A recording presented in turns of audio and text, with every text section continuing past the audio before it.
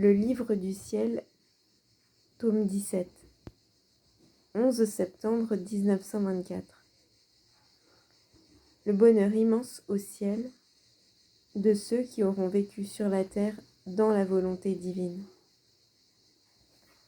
J'étais très perturbée et priais Jésus d'avoir pitié de moi et de prendre lui-même totalement soin de ma pauvre âme.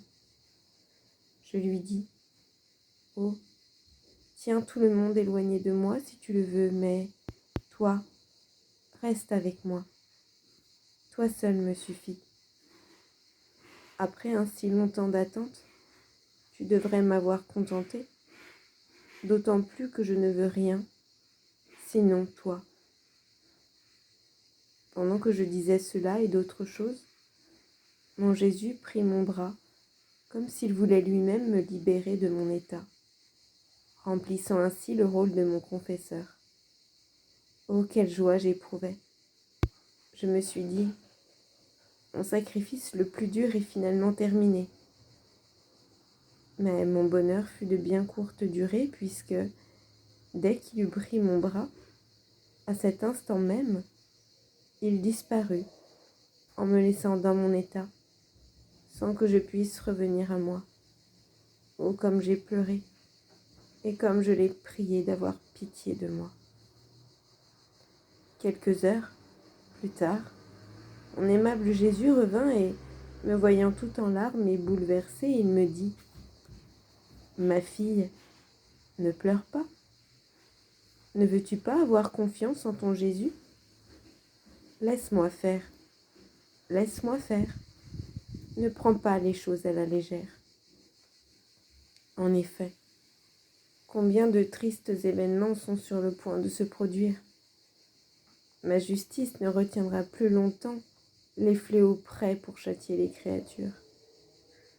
Les hommes sont sur le point de se battre, et quand tu apprendras la malice de tes frères, tu auras des remords d'avoir refusé ton sacrifice habituel, comme si tu avais toi-même contribué à la venue de ces châtiments. En entendant cela, je lui dis: « Mon Jésus, que cela n'arrive jamais, et que je ne quitte jamais ta volonté. Au contraire, préserve-moi du plus grand des malheurs, celui de ne pas accomplir ta très sainte volonté.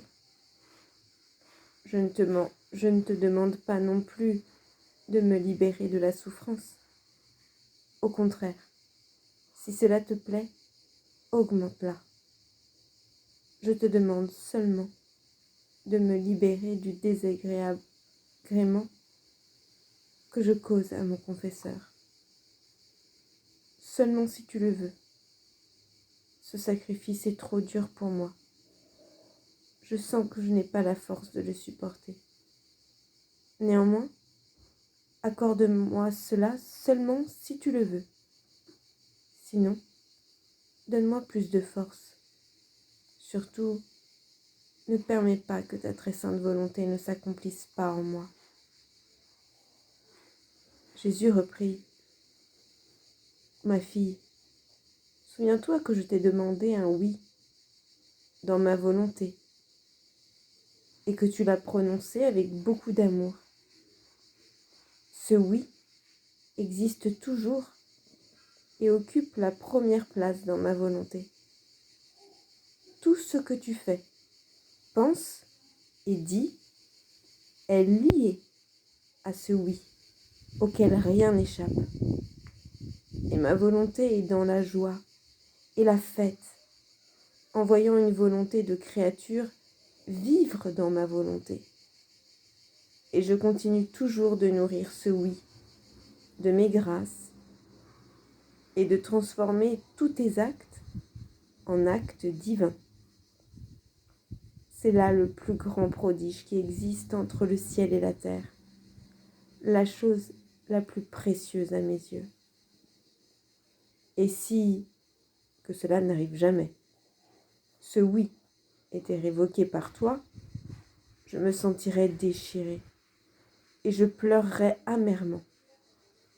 Vois, pendant que tu exprimais cette petite opposition, ton oui tremblait de terreur. et les fondations du ciel frémissaient. Tous les saints et les anges frémissaient d'horreur, parce qu'ils ont senti qu'un acte de la divine volonté leur était arraché. En effet, vu que ma volonté englobe tout et tous, tes actes, faits dans ma volonté, font partie d'eux-mêmes.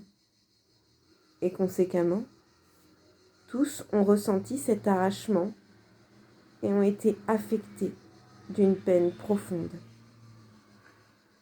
Horrifiée par ces paroles, je répondis à Jésus: « Mon amour, que dis-tu? Tout ce mal est-il possible? Tes propos me font mourir de peine. Oh, s'il te plaît, pardonne-moi. Aie pitié de moi qui suis si méchante. Et confirme mon oui en me liant plus fermement à ta volonté. Fais-moi mourir plutôt que de me laisser quitter ta volonté. » Jésus poursuivit: « Ma fille, calme-toi. Dès que tu t'es replacée dans ma volonté, tout s'est apaisé. Et la fête a repris. Ton oui continue ses tournées rapides dans l'immensité de ma volonté. Ah, ma fille, ni toi, ni ceux qui te dirigent n'avaient compris ce que signifie vivre dans ma volonté. Voilà pourquoi vous ne l'appréciez pas et que vous considérez cela comme peu important. Cela me fait de la peine, vu que c'est la chose qui m'intéresse le plus et qui devrait prioritairement intéresser toutes les créatures. Mais hélas, celle-ci s'intéresse à autre chose, à des choses qui me plaisent moins ou me laissent indifférent, plutôt qu'à ce qui me glorifie le plus et qui leur donne, même sur cette terre, des bienfaits immenses et éternels, et les fait propriétaires des biens de ma volonté.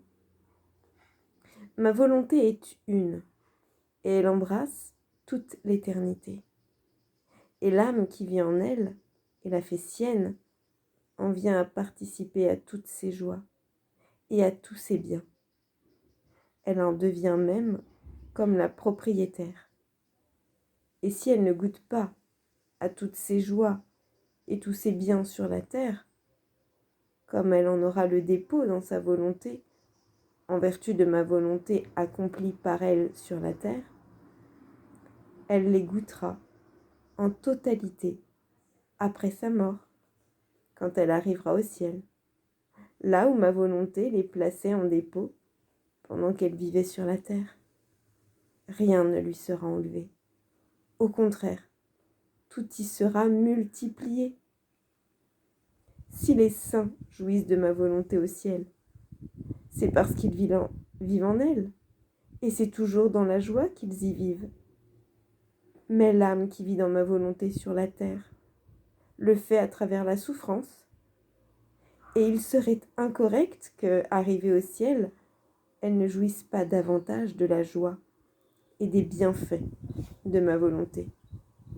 Quelle immense richesse l'âme qui vit dans ma volonté sur la terre n'emporte-t-elle pas avec elle au ciel?